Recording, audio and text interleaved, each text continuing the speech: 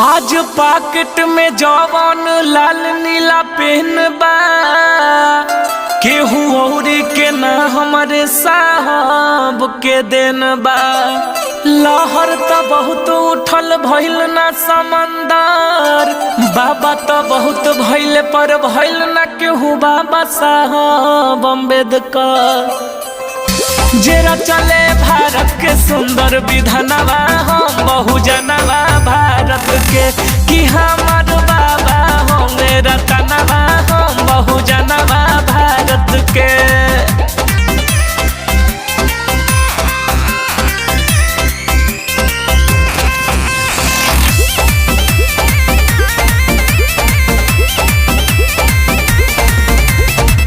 नींद अपन खो के बाबा सबके जगवले, आंसू गिरा के अपन हंसे के